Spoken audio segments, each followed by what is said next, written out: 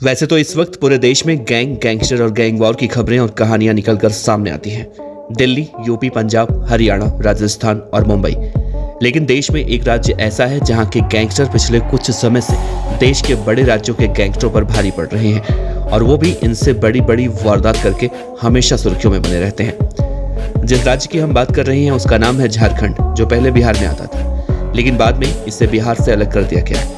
आज उसी झारखंड में ऐसे ऐसे कुख्यात गैंगस्टर पनप रहे हैं जिनका नाम आते ही झारखंड की जनता डर के मारे कांप जाती है, और लोग सोचते हैं कि अगर वो घर से निकले हैं तो उनका सामना किसी गैंगस्टर से ना हो और वो सही सलामत वापस अपने घर आ जाए। तो कुर्सी की पेटी बांध लीजिए, क्योंकि अगर आप झारखंड से हैं तो ये खबर आपके लिए भी जरूरी है। वीडियो को शुरू करें उससे पहले आपसे बता दें, इस वीडियो को बनाने का उद्देश्य किसी को डराना या भयभीत करना नहीं है, बस एक जानकारी पहुंचाना है। नमस्कार, आप देख रही हैं BDF न्यूज की क्राइम सीरीज खलनायक, जिसमें हम आपको रोजाना सुनाते हैं अपराध की दुनिया की छोटी और बड़ी खबरें। अगर आप कभी झारखंड गए होंगे तो आपने देखा होगा कि झारखंड कितना सुंदर है। ऊंचे ऊंचे पहाड़, कोयले का खदान, और वहाँ के लोग तो और भी मिलनसार हैं। अगर आप झारखंड को धरती का दूसरा स्वर्ग कहें तो गलत नहीं होगा। लेकिन जैसे अच्छाई होती है तो बुराई भी होती है, उजाला होता है तो अंधेरा भी होता है।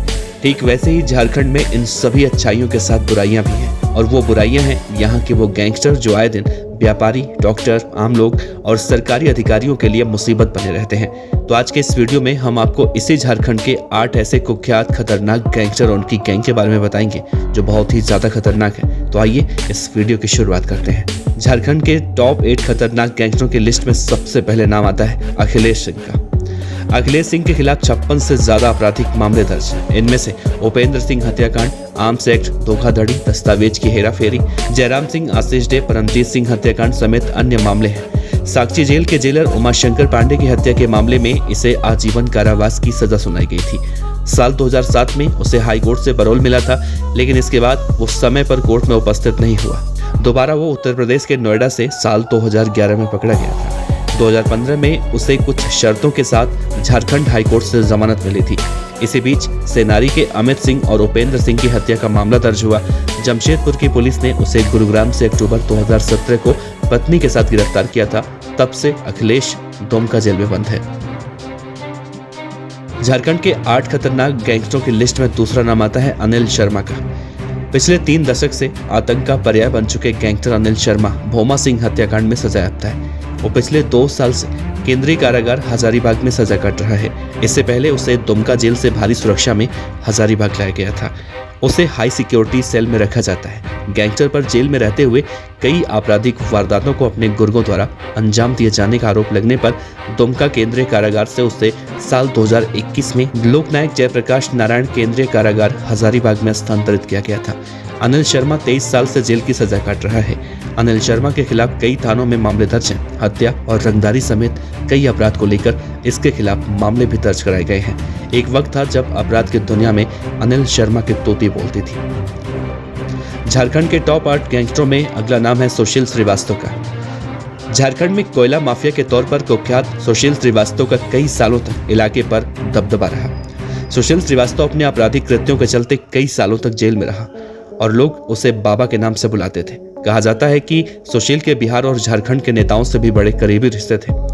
सुशील अपने शुरुआती दौर में भोला पांडे का करीबी था। थोड़े ही दिनों में उसने भोला पांडे का साथ छोड़ दिया तो पांडे से अदावत छिड़ गई। सुशील ने साल 2010 में भोला पांडे की हत्या कर दी।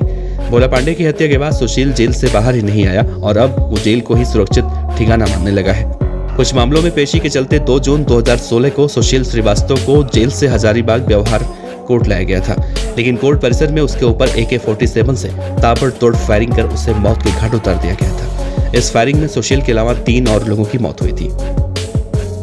झारखंड के 8 कुख्यात गैंगस्टरों में अगला नाम है भोला पांडे का। साल 2008 में रामगढ़ और रांची में अमरेंद्र तिवारी नाम के शूटर की तोती बोला करती थी। अमरेंद्र तिवारी ने सुशील श्रीवास्तव से हाथ मिलाया। सुशील श्रीवास्तव उस वक्त जेल में बंद था, लेकिन अमरेंद्र तिवारी उस वक्त जेल के बाहर। सुशील श्रीवास्तव हर हाल में भोला पांडे और उसकी गैंग को खत्म करना चाहता था। उसके लिए उसने अमरेंद्र तिवारी से बात की। साल 2009 में दुमका से रांची लाने के क्रम में एक लाइन होटल में जब पुलिसकर्मी और भोला पांडे खाना खाने के लिए रुके थे, भोला पांडे शौच करने के लिए होटल के पीछे गया था। तभी अमरेंद्र तिवारी ने भोला पांडे की हत्या कर दी।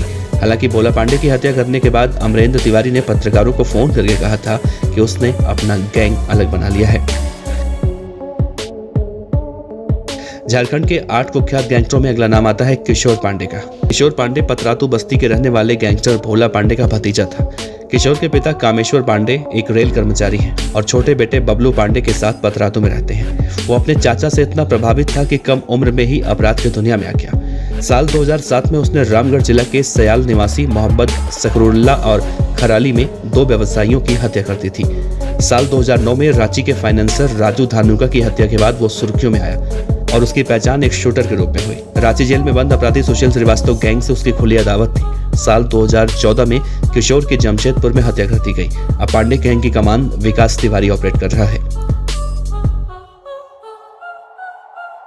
झारखंड के 8 कुख्यात गैंगस्टरों में अगला नाम है अमन श्रीवास्तव का। सुशील श्रीवास्तव की हत्या के बाद धुरवा में सुशील श्रीवास्तव को दफन किया जा रहा था। वहां पर ताबड़तोड़ फायरिंग हुई। खून का बदला खून की तर्ज पर लेने की शपथ यहां पर उसके बेटे अमन श्रीवास्तव ने ली। अमन सुशील का बेटा है। पढ़ा लिखा अमन ही अब गैंग की कमान संभाल रहा है। उसके मददगार बने बोकारो जेल में बंद अमरेंद्र तिवारी और रामगढ़ का लखन साहब है।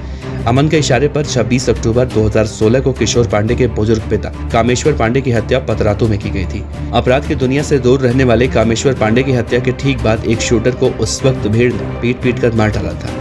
हत्याकांड के बाद अमन श्रीवास्तव ने इस वारदात को अंजाम दिलवाने की बात कबूल की थी, जिसके बाद अमन श्रीवास्तव एक के बाद एक घटना को अंजाम दिलवाकर राज्य के 6 जिलों की पुलिस के लिए चुनौती बन गया था। बीते 15 मई को झारखंड एटीएस ने उसे मुंबई से गिरफ्तार किया है। झारखंड के 8 कुख्यात गैंगस्टरों में अगला नाम है गैंगस्टर अमन साहू का। अमन साहू भी झारखंड का एक कुख्यात गैंगस्टर है जिसने 25 साल की उम्र में अपराध की पूरी फौज खड़ी कर ली। अमन साहू के बारे में कहा जाता है कि यहाँ पर वो अपने गैंग में सिर्फ पढ़े लिखे लोगों को एंट्री करवाता है। अमन साहू की गैंग के बारे में ये भी कहा जाता है कि इस वक्त इस गैंग में सैकड़ों गुर्गे हैं, लेकिन अपनी गैंग के किसी भी गुर्गों से वो डायरेक्ट नहीं मिलता। उसकी बातें सिर्फ फोन पर होती हैं। अमन साहू ने अपराध की काली दुनिया से करोड़ों की संपत्ति अर्जित कर ली है। उसकी उम्र 27 से 28 साल की बताई जाती है। इस वक्त वो मेदिनीपुर जेल में सजा काट रहा है। अमन साहू के बारे में एक और चौंकाने वाली बात, कहा जाता है कि जब धमकी देने पर आता है तो सामने वाला चाहे जो कोई हो, ये रंगदारी के लिए उसे कॉल करके धमकी देता है। अभी हाल ही में झारखंड के मुख्यमंत्री हेमंत सोरेन के एक करीबी को रंगदारी के लिए फोन किया था और नहीं देने पर उसे जान से मारने की धमकी दी थी, जिसके बाद पूरे झारखंड में सनसनी फैल गई थी और गैंगस्टर अमन साहू के खिलाफ कड़ी कार्रवाई की गई। फिलहाल इस वक्त वो झारखंड का कुख्यात गैंगस्टर अमन साहू सलाखों के पीछे सड़ रहा है। झारखंड के 8 कुख्यात गैंगस्टर में इस वक्त सबसे ज्यादा अगर खतरनाक कोई है तो प्रिंस खान उर्फ छोटे सरकार। ये है गैंगस्टर प्रिंस खान उर्फ छोटे सरकार। कोयला नगरी धनबाद को प्रिंस खान नाम का ये बदमाश चैलेंज करता है। डॉक्टर हो या फिर व्यापारी या फिर कोई सरकारी अधिकारी, प्रिंस खान उर्फ छोटे सरकार पिछले कई सालों से धनबाद की जनता के लिए सिरदर्द बना हुआ है। प्रिंस खान के बारे में कहा जाता है कि वो किसी की हत्या करने के बाद जिम्मेदारी ठीक वैसे लेता है जैसे गोल्डी बराड़ और लॉरेंस बिश्नोई लिया करते हैं, यानी कि सोशल मीडिया पर। गैंगस्टर प्रिंस खान लोगों से कहता है कि उसने कहा है कि धनबाद में धंधा करना है तो छोटे सरकार को रंगदारी देनी होगी। खुद को धनबाद का छोटे सरकार कहलवाने का शौकीन गैंग्स ऑफ वासेपुर का प्रिंस खान 4वीं तक पढ़ा लिखा है, लेकिन वो धनबाद पुलिस में तैनात 4 IPS को चैलेंज करता है। व्हाट्सएप पर 24 घंटे एक्टिव रहता है। कारोबारियों को धमकी देते हुए वीडियो भेजता है। वासेपुर का बड़ा डॉन फहीम खान और उसके परिवार को धमकाते रहता है। ये भी दावा करता है कि उसका हमेशा फोन ऑन रहता है, मगर पुलिस उसे कभी पकड़ नहीं पाएगी। अब तक तो प्रिंस खान का दावा सच ही हुआ है, क्योंकि जब चाहे कारोबारियों को धमकी देता है और पुलिस उसे पकड़ना तो दूर उसके ठिकाने तक का पता नहीं लगा पाती।